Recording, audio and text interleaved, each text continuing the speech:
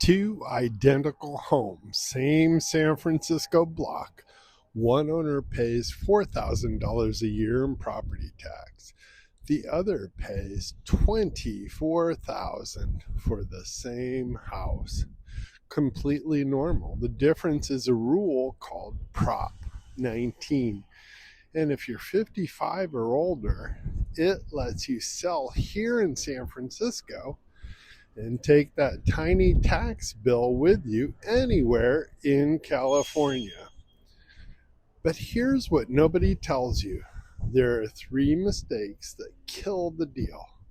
Last month, I saw one of them cost a homeowner I had just met $15,000 a year, every year for the rest of her life. And she did almost everything right. The third mistake is the one that costs the most, and I bet most agents in this city couldn't explain it. Stay for that one. Just a quick disclaimer. I'm a realtor, not a CPA or a tax advisor. Verify your specific situation with a tax professional before making any moves. Also, this video is for educational and entertainment purposes only. Mistake number one, thinking the transfer is automatic or that you have forever to use it. You don't. From the day you close on the sale of your San Francisco home, you have 2 years to buy or build your replacement home in California. Miss that window and the benefit is gone. No extensions, no appeals, no my contractor was slow. Here's where my developer background makes me paranoid on my client's behalf. If you're building your next home, and a lot of my downsizing clients are doing exactly that, buying a lot in Sonoma or in Santa Barbara down the coast, that 2-year clock does not care about your permit timeline. I've taken raw land through subdivision, entitlement, and build out, and I can tell you from 30 years of doing it, 2 years is tight when a county planning department is involved. If building is your plan, the clock management starts before you list, not after you close. You also have to file a claim with the county assessor where your new home is. It's a form, it's not hard, but it's not automatic. Nobody files it for you. Keep it moving, by the way. If you're anywhere in this process and want to talk to me, just call or text me at 415-735-6188 or DM me right here on YouTube. A lot of people have questions for me and connect with me through YouTube. That's what I do all day, is talk to people and help them. Mistake number two, and this is the one that blindsides families. Prop 19 didn't just give homeowners something, it took something away. Before 2021, parents could pass a San Francisco home to their kids, and the kids kept the parents' low tax base. On any property, rentals, vacation homes, all of it. And that's gone. Today, the parent-child exclusion only works if two things happen. One, it's the parent's primary residency. And two, the child has to move in and make it their primary residence and file for homeowners exemption within 1 year of the transfer. Miss that 1 year deadline even by a week, and the property gets reassessed to full market value. And even when you do it right, there's a cap. Roughly, the first $1 million of appreciation above the old assessed value is protected. That cap adjusts every couple of years, and everything above it gets reassessed.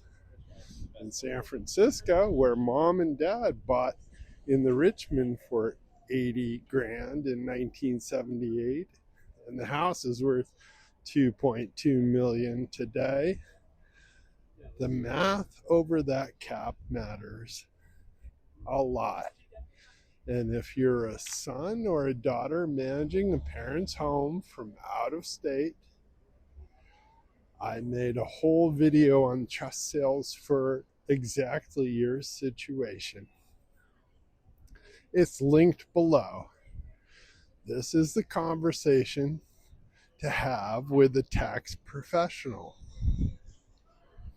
before the transfer, not after the assessor's letter shows up. Now, the big one. Mistake number 3, assuming that if your next home costs more than the one you sold, you lose the whole benefit. Not true. And this is a wrong assumption that keeps San Francisco homeowners frozen in the houses that stopped fitting their lives years ago. Here's how it actually works. Say your San Francisco home sells for 1.8 million and the taxable value, the number on your property tax bill, is 400,000. You buy your next place for 2 million and you don't lose anything. You take your 400,000 base and you add only the difference, the 200,000 between the sale price and the new purchase price. Your new taxable value is 600,000 on a $2 million home. Your neighbor who buys the same house with no Prop 19 transfer, they're paying property tax on the full 2 million. That's the difference between roughly a $7,000 tax bill and a $24,000 tax bill every single year. And you can do this up to 3 times in your life. It's portable. It's repeatable. It works anywhere in California. Now, one important thing I need to tell you before I let you go. I'm a real estate broker, not an attorney. I'm not a CPA. I'm not a tax advisor. This video is educational and entertainment only. It is not tax, legal, or financial advice. Prop 19 rules change. The dollar limits adjust, and every family's situation is different. Before you make a move, run your specific numbers past a qualified tax professional or an estate attorney. What I can do is the real estate side, and that's what I do all day long. So watch the 2-year clock, especially if you're building.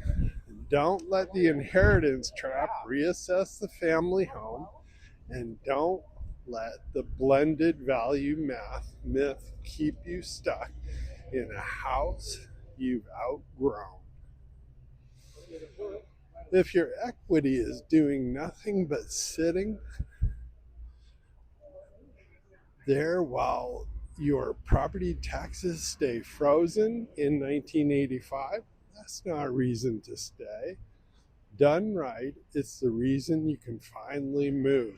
I'm David Poulsen, top San Francisco Realtor. My family has lived in the San Francisco Bay Area for 4 generations, and I've personally spent over 30 years in real estate, navigating this area's unique market cycles and sold hundreds of homes.